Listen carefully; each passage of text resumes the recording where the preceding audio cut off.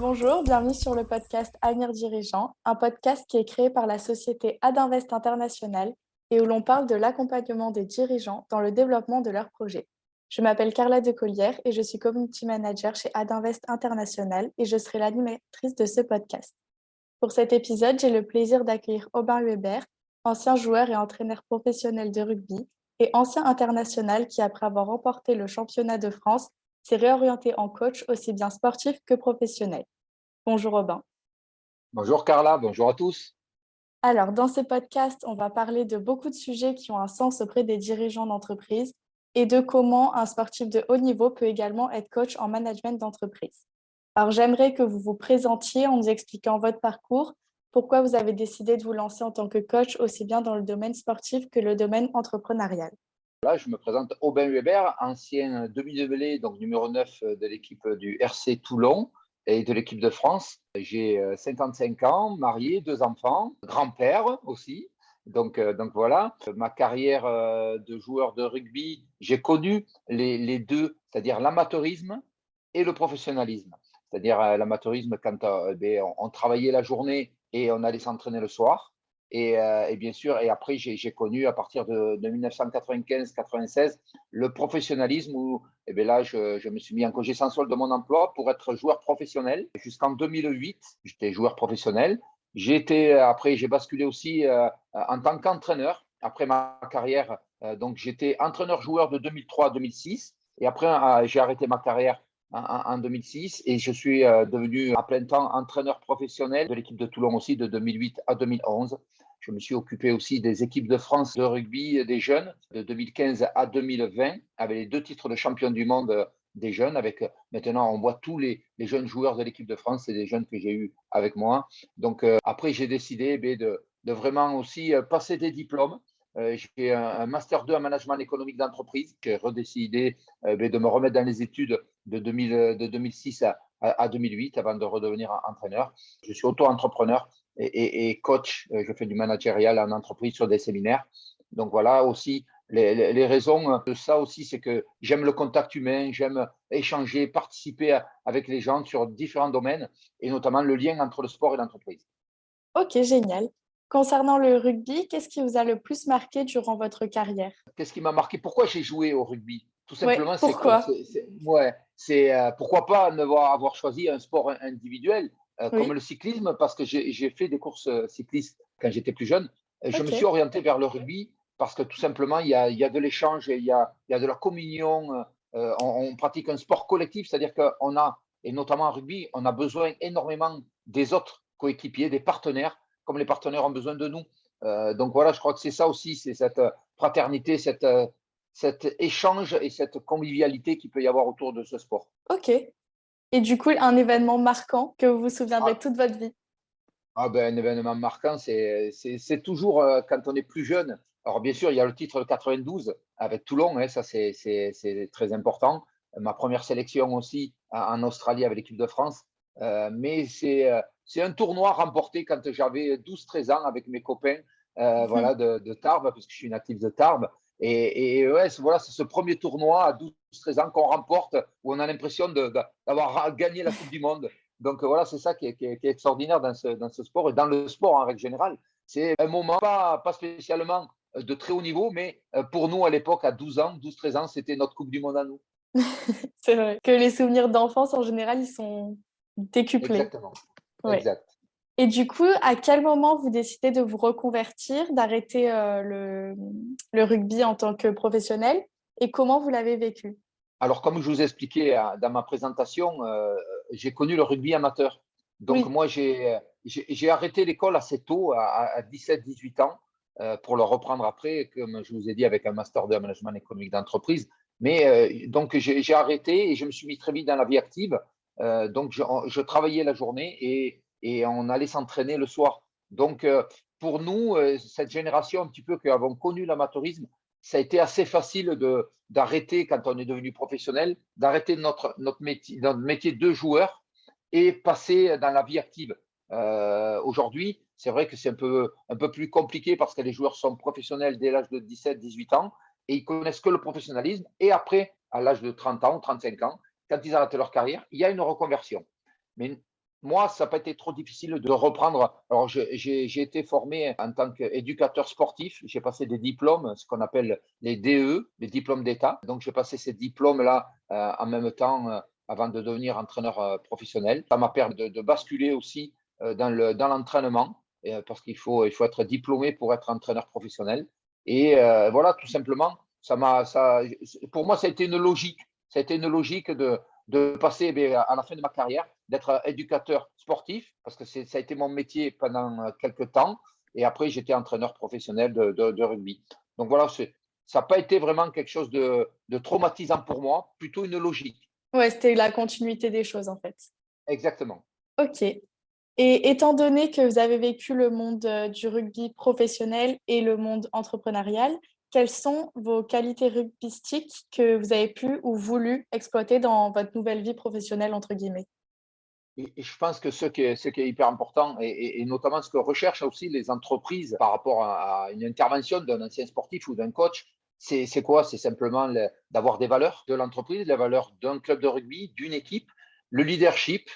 Voilà, comment travailler sur le leadership, comment aussi travailler en équipe, parce que ça, c'est hyper important. L'appartenance à un groupe, à une équipe, je crois que ça, c'est important. Quand on est dans une entreprise, il faut être fier d'appartenir à cette entreprise, à l'entité de cette entreprise, comme on peut être fier d'être partie prenante d'un club.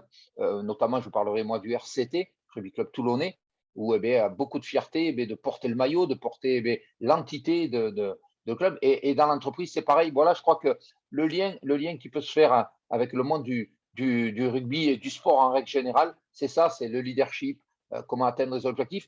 Et là, prochainement, je vais faire une intervention dans un gros groupe où on va parler des data. Ok, Donc là aussi, c'est vraiment au niveau du rugby, on le voit avec Fabien Galtier, le sélectionneur de l'équipe de France, qui parle beaucoup de data. Donc voilà, c'est arrivé dans le milieu du sport il y a maintenant une dizaine d'années et on est en train de développer ça. Et les entreprises, ils sont complètement dedans. ok, très bien. Et du coup, donc, vous donnez beaucoup de votre temps et de votre personne pour le monde du rugby.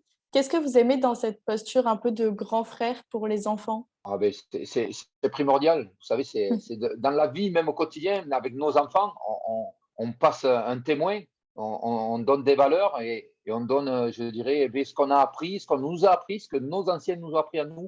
À nous, c'est notre rôle d'offrir et de donner, et de partager un petit peu notre connaissance. Et je pense que ça, c'est capital. Les jeunes enfants, les gamins, tout simplement, ils sont en liesse et ils ont vraiment envie d'apprendre, mais d'apprendre sur le domaine sportif, ok, mais aussi dans l'éducation parce que je crois qu'il faut être aussi dans l'éducation de nos enfants, être présent. Nous, avec les écoles de rugby, les gens qui s'occupent de gamins comme ça, ce n'est pas des entraîneurs, ce n'est pas des coachs, c'est des éducateurs. Et je Ok, crois que le mot est important entre être éducateur sportif ou éducateur d'une équipe de jeunes, d'enfants, et être coach professionnel, c'est complètement différent. On a affaire avec les tout petits d'abord à de l'éducation à un savoir-faire, un savoir-être, tout simplement qui doit être primordial, je dirais, dans la possibilité des enfants de se développer. oui, ouais, c'est vrai. Ok. Et donc, pour en revenir un peu à l'activité principale d'Adinvest, quelle est votre approche ou votre histoire au mentorat? Est-ce que vous en avez déjà eu au cours de votre carrière? Parce que souvent, dans le sport, il y a beaucoup de mentors. Alors c'est vrai que j'ai eu à faire appel à un ami qui s'occupait un petit peu beaucoup plus sur la préparation mentale, mais aussi sur la découverte un petit peu de voir comment on pouvait gérer une équipe. Parce que souvent, quand vous êtes coach, vous êtes omnibulé un petit peu dans les entraînements et vous n'avez pas trop le temps d'écarter un petit peu vos œillères et d'écouter tout ce qui se passe à côté. Donc, c'est vrai que j'avais fait appel à un spécialiste, un préparateur mental, mais aussi conseiller pour voir un petit peu où j'étais plutôt bien ou moins bien et donc voilà, et tout simplement, c'est que quand j'avais repris l'entraînement en 2003, de 2003-2006, j'avais des exigences un petit peu trop élevées par rapport au groupe et la qualité du groupe. Et donc là, la personne qui m'accompagnait m'a dit attention, Aubin, toi, tu es en haut de l'échelle, ton équipe elle est en bas et tu veux qu'elle te rejoigne. Non, c'est compliqué pour eux. Donc descends, va les chercher et remonte chaque étage avec eux. Et c'est vrai que ça m'avait beaucoup servi et franchement, c'était très agréable et très sympa. Ouais, c'est vrai que c'est une autre façon de voir les choses, en fait. Ok. Oui, bien sûr. Je pense qu'un œil à visée extérieur, voilà, est très intéressant. Et puis, c'est un coach, hein, tout simplement, un coach Ouais. pour coach. Ok. Il y en a beaucoup dans les entreprises qui utilisent des coachs personnels. Ok, ça va. Et j'ai une question là qui me vient en tête. Si vous aviez une anecdote à nous raconter sur toute votre carrière, laquelle vous nous diriez? Alors, je vais vous raconter une anecdote qui m'a été douloureuse pour moi, qui a été Ah, douloureuse pour moi, puisque, alors je citerai pas le nom du coach, mais c'est des choses qu'on ne fait plus maintenant. Simplement, c'est que j'avais été lors de la Coupe du Monde 95, donc j'étais titulaire pour le quart de finale contre l'Irlande, qu'on avait gagné 35-12. Et pour la demi-finale, pour rencontrer les Sud-Africains, le coach a sorti un seul joueur de l'équipe, moi. Je ne comprenais pas pourquoi. Et tout simplement, c'est que j'aurais aimé que ce coach me donne des explications. Et des explications, je n'en ai pas eu. Simplement, c'est moi qui suis allé les chercher. Et l'explication, elle a été, la roue, elle tourne en ta défaveur. Vous voyez, et 30 ans après, je vis encore avec ça, à pas savoir pourquoi, réellement, j'ai été évincé de mon poste de numéro 9 pour jouer une demi-finale contre les Sud-Africains. Vous voyez, c'est des choses qui marquent. Et alors, c'est avec de la douleur, c'est là, parce que quand on vous enlève d'une demi-finale de Coupe du Monde, oui. ça fait mal. Comme ça m'a permis justement de ne pas faire la même erreur. Ok. Très, bah ouais. C'est dommage, c'est Voilà, vrai. C'est le manque de communication, des fois, c'est compliqué. exact. Il vaut mieux dire les choses, même si ça fait Ouais. mal, que de laisser. Alors, il m'a dit quelque chose, hein. Il m'a dit la roue, elle Oui, tourne à ta défaveur. C'est moyen comme explication. pas vraiment une raison. Non, Et pour finir, que pensez-vous apporter à notre réseau Adinvest International? c'est un œil avisé par rapport à tout mon vécu. Et je pense que si ça a plu à toutes les gens qui vont écouter ce podcast, ben, n'hésitez pas à liker, à le retrouver sur Facebook, sur Twitter, LinkedIn. Voilà, je crois que la communication est importante et les réseaux en font partie. Et en tout cas, j'espère que vous aurez passé un bon moment à m'écouter. Et en tout cas, moi, je suis prêt à répondre à vos questions si vous avez des questions un jour à revenir. Très bien, bah, merci beaucoup Aubin pour cet échange.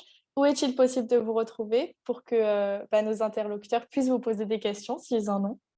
Ouais, ben voilà, moi j'ai Instagram, j'ai Twitter, j'ai mon Facebook officiel. Donc voilà, on peut retrouver tout cela et liker. N'hésitez pas à liker. Voilà. Le nom, c'est Aubin Weber? Aubin Weber officiel, ouais, pour Ok, Facebook et après Aubin Weber. Ouais. super. Et nous concernant, vous pouvez nous retrouver sur LinkedIn, Twitter et Facebook. Et si vous avez aimé ce podcast, n'hésitez pas à mettre des étoiles si vous êtes sur Apple Podcast ou à le liker, le partager. Je vous souhaite une excellente journée et à bientôt. Merci.